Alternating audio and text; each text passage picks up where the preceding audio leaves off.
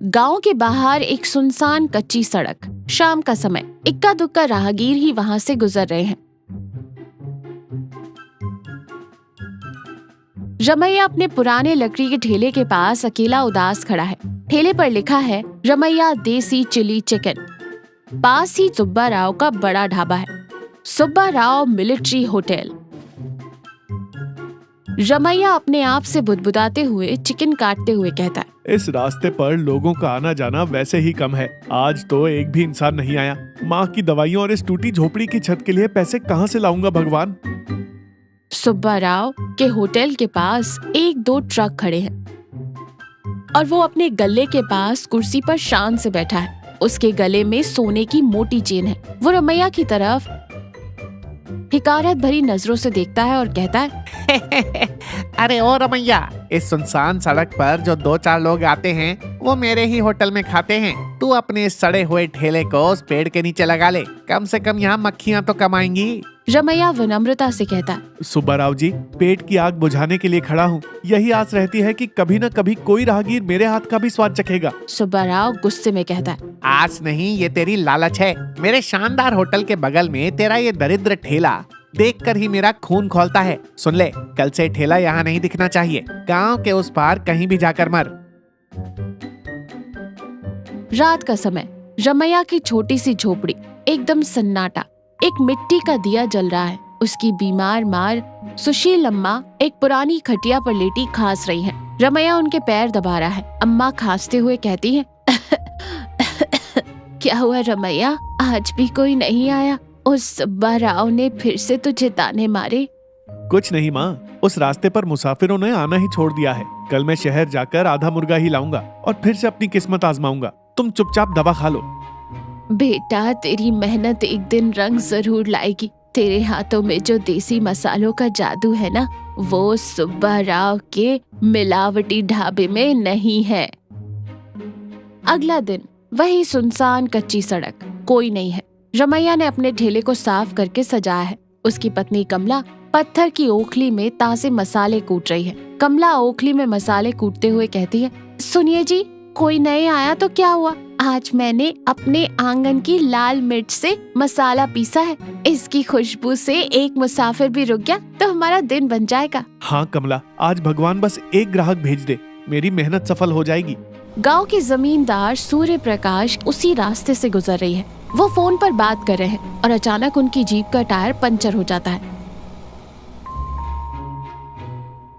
आसपास एकदम सन्नाटा है। ड्राइवर टायर बदलने लगता है। जमींदार सुब्बा राव के होटल की तरफ देखता है, लेकिन वहाँ की गंदगी देखकर मुंह फेर लेता है। तभी उसे रमैया के ठेले से ताजे भुने मसाले और देसी चिकन की महक आती है। जमींदार करीब आते हुए कहता है, रमैया, गाड़ी ठीक होने में समय लगेगा। एक प्लेट देसी चिली चिकन लगाओ, लेकिन याद रहे मिर्च तीखी हो और तेल कम। रमैया खुशी से झुककर प्रणाम करते हुए कहता है, जी मालिक, अभी लाया। मेरी पत्नी ने अपने हाथों से पत्थर पर मसाले पीसे हैं, एकदम शुद्ध। उस शांत माहौल में जमींदार चिली चिकन का पहला टुकड़ा खाता है। उसके चेहरे पर आश्चर्य और गहरी संतुष्टि आ जाती है। वाह रमैया, क्या स्वाद है, एकदम असली देसी मसालों का जायका। शहर के बड़े होटलों में भी मैंने ऐसा स्वाद नहीं चखा। रमैया हाथ जोड़कर कहता है, ये आपकी कृपा है मालिक। रमैया, कल मेरी हवेली में शहर से 2-3 बड़े अधिकारी आ रहे हैं। बहुत ही खास और छोटी सी दावत है।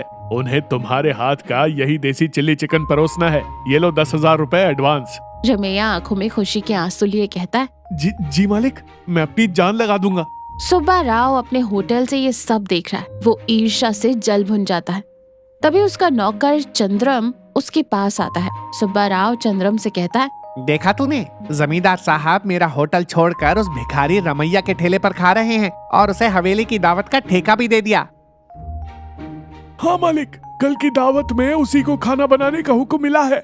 सुब्बा राव साजिश रचते हुए कहता है, नहीं, अगर उन अधिकारियों ने रमैया का खाना खाया तो पूरे गांव में उसका नाम हो जाएगा। चंद्रम आज रात को वो मसाले पीस कर रखेगा, किसी की नजर में आए बिना उस मसाले के बर्तन में, समझ गया ना? उसी रात रमैया का घर, सब सो रहे हैं। घर के बाहर खाना पकाने के लिए तैयार किए गए मसाले मिट्टी के बर्तन में रखे हैं। चंद्रम अंधेरे में छुपता छुपाता आता है और रमैया के मसालों में कड़वे नीम के बीज का पाउडर और रेत मिला देता है। चंद्रम कुटिल मुस्कान के साथ खुद से कहता है, अब खिलाना कल जमींदार को अपना देसी चिली चिकन। अगली सुबह जमींदार की हवेली। माहौल बहुत शांत और गरिमामय है। रमैया और कमला ने अपना खाना तैयार कर लिया है। शहर से अधिकारी आते ही होंगे।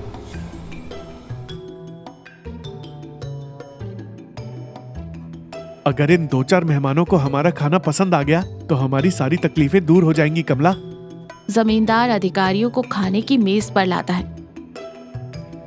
आइए, आज मैं आपको हमारे गांव की शांति के बीच असली देसी चिल्ली चिकन का स्वाद चखाता हूँ। अधिकारी खाना शुरू करते हैं। अचानक एक अधिकारी बुरी तरह से खांसने लगता है और दूसरा अधिकारी मुंह का खाना बाहर थूक देता है। तो ये कैसा खाना है जमींदार साहब? इसमें बालू किटकिटा रही है और इतना कड़वा क्यों है? मेरे तो पेट में दर्द शुरू हो गया। इतना घटिया खाना मैंने जीवन में नहीं खाया। जमींदार आग बबूला होते हुए कहता है, रमैया, ये क्या मजाक है? तुमने मेरे खास मेहमानों के सामने मेरी इज्जत मिट्टी में मिला दी।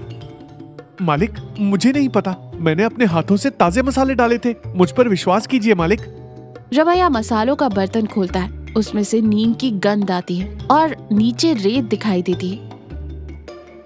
कमला रोते हुए कहती है, मालिक, हमारे मसालों में किसी ने जानबूझकर बालू और कड़वा पाउडर मिलाया है। खामोश रहो। अब कभी मुझे अपनी शक्ल मत दिखाना। धक्के मारकर बाहर निकालो इन्हें। तभी जमींदार का वफादार पहरेदार वीरैया अंदर आता है। वो चंद्रम का कॉलर पकड़कर उसे घसीटते हुए लाता है।